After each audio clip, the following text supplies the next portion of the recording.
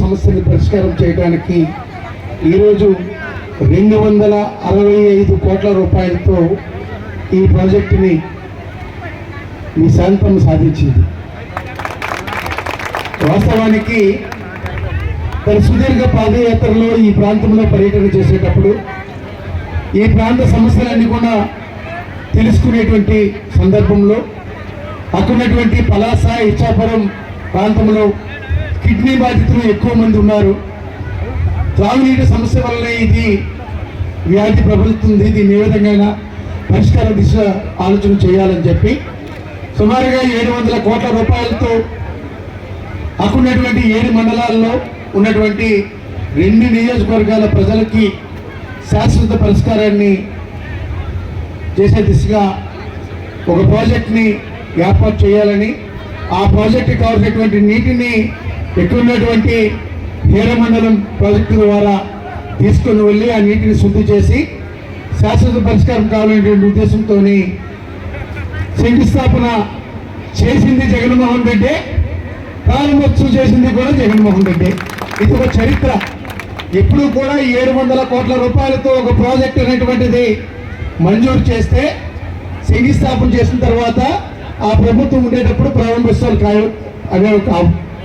కానీ సంకల్పం మంచి ఉద్దేశంతో చేసినటువంటి జగన్మోహన్ రెడ్డి గారి తాలూకా పరిపాలనలో ఒక మంచి గురించి ఆలోచన చేసేటువంటి నాయకుడిగా తన చేతులతో గొప్పగా కొట్టి శంకుస్థాపన చేసేటువంటి ప్రాజెక్టు తక్కువ కాలంలోనే ఆర్డబ్ల్యూఎస్ ఇంజనీర్లు మెగా సంస్థ ద్వారా అతి తక్కువ టైంలో ఇచ్చినటువంటి టైం కన్నా ముందుగానే ప్రాజెక్టు నిర్మాణం చేసి ఈ మధ్య కాలంలోనే ప్రారంభోత్సవం చేయడం, ఆ కార్యక్రమంలో వెతికి మీ అందరూ కూడా ఆ కార్యక్రమంలో మీరు పాల్గొనడం మాకు చాలా ఆనందాన్ని ఇచ్చింది.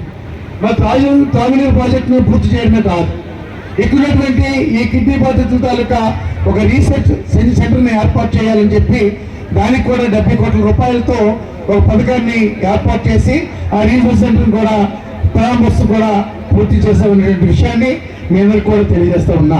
జగన్మోహన్ రెడ్డి గారు మాట ఇచ్చాడు అంటే చేస్తాడు అనేటువంటి ఒక నినాదం.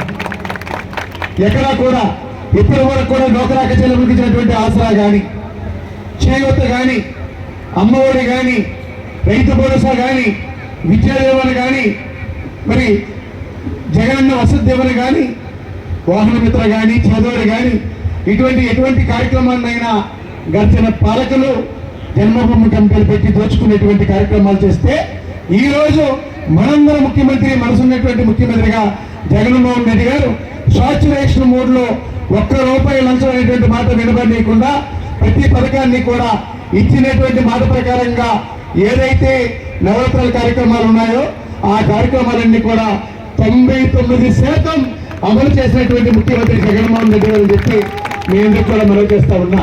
మరి ఇప్పటికే పాత పట్నం నియోజకవర్గంలో ఇచ్చినటువంటి జగనన్న ఏదైతే మాట ఇచ్చాడో మాట ఇవ్వని కూడా మీ శాసనసభ్యురాలు ఈ ప్రాంత అభివృద్ధి పట్ల జగనన్న దృష్టికి తీసుకెళ్ళినటువంటి ప్రతి సమస్యని కూడా పరిష్కారం చేయడానికి అన్న వెంట అనుక్షణం ఉండి నేను కూడా అసెంబ్లీ వెళ్ళేటప్పుడు చూసేవాడిని. అసెంబ్లీ మరుసటి రోజుకి పోస్ట్పోన్ అయిందనేటప్పటికీ జగనన్న లేవగానే శాంతం వెళ్ళిపోవడము, అన్న ఈ 12 పోయిందన్న మీరు చేయాలని అని చెప్పి ఒత్తిడి చేసి మరి ఎలాగైనా తను ఒప్పించుకొని ఇప్పటికే అనేక అభివృద్ధి సంక్షేమ కార్యక్రమాల్ని అమలు చేసినటువంటి పరిస్థితులు కూడా మనందరూ కూడా చూసాం. మరి ముఖ్యంగా ఇక్కడ ఉన్నటువంటి మూలపేట